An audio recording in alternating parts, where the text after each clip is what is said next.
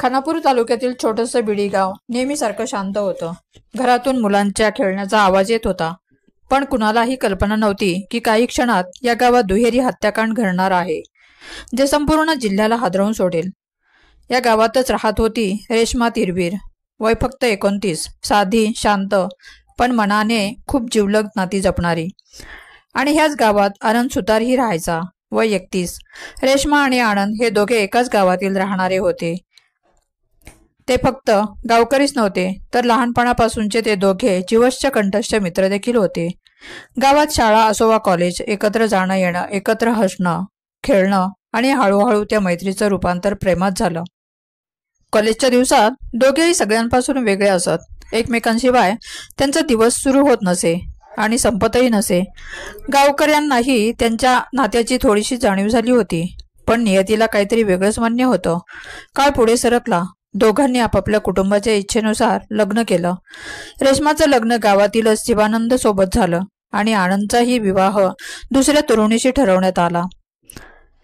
आता रेश्मा 2 मुलांची आई झाली होती, तर आनंद 3 मुलांचा बाप।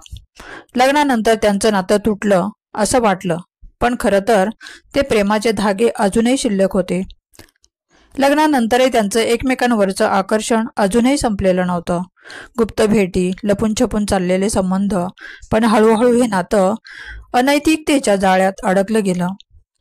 आनंद रेश्माला विसरू शकत नव्हता, तर रेश्माने नवीन आयुष्य सुरू करताना आनंदच्या आठवणी मागे सोडण्याचा प्रयत्न करत होती। याच तुटलेल्या पण न सुटलेल्या नात्याने पुढे जाऊन संपूर्ण गाव हादरवून सोडणारी शोकांतिका घडवली।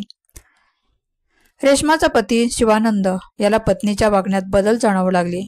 चौकशी केल्यानंतर त्याला रेश्मा आणि आनंद यांच्यातील संबंधाची माहिती मिळाली आणि एक दिवस खात्री पटली।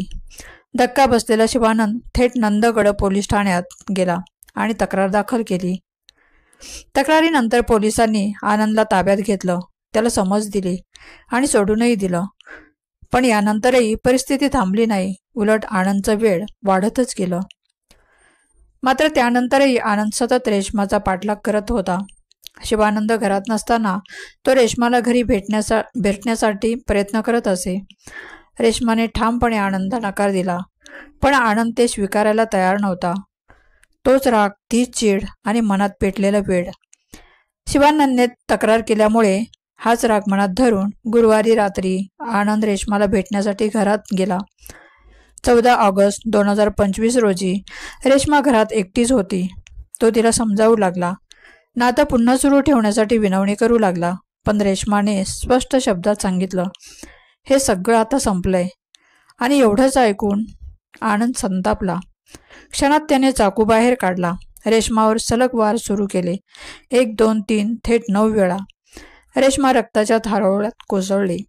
यात रेश्माचा जागेवरच मृत्यू झाला। रेश्माचा श्वास थांबताच आनंदला शुद्ध आली, भीतीने थरथर कापू लागला आणि मग त्या रक्ताच्या थारोळ्यातच त्याने स्वतःच्या छातीवर सलग 5-6 वार केले। थोड्याच वेळात घरात 2 प्रेते पडली, एक रेश्माचं आणि एक आनंदचं।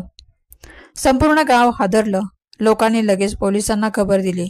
पोलीस घटनास्थळी पोहोचले, पंचनामा केला, मृतदेह शवविच्छेदनासाठी पाठवले, तर बैलहोगल विभागाचे उपविभागीय पोलीस अधिकारी वीरेश हिरेमठ यांनी स्वतः त्या ठिकाणी जाऊन तपासणी केली। एका क्षणात 2 कुटुंब उद्ध्वस्त झाली। रेश्माची 2 निरागस मुलं आईविना पोरकी झाली। आनंदची गर्भवती पत्नी आणि त्याची 3 मुलं वडिलांविना पोरकी झाली। गावातील प्रत्येकाच्या डोळ्यात एकच प्रश्न होता, प्रेमाचं रूपांतर एवढ्या हिंस्त्र द्वेषात कसं झालं?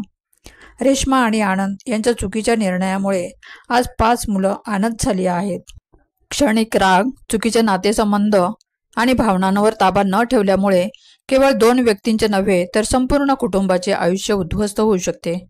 या घटनेबद्दल तुम्हाला काय वाटतं? तुमच्या प्रतिक्रिया खाली कमेंटमध्ये द्यायला विसरू नका। व्हिडिओ आवडल्यास लाईक करा, चॅनलवर नवीन असाल तर सबस्क्राईब करायला विसरू नका। धन्यवाद।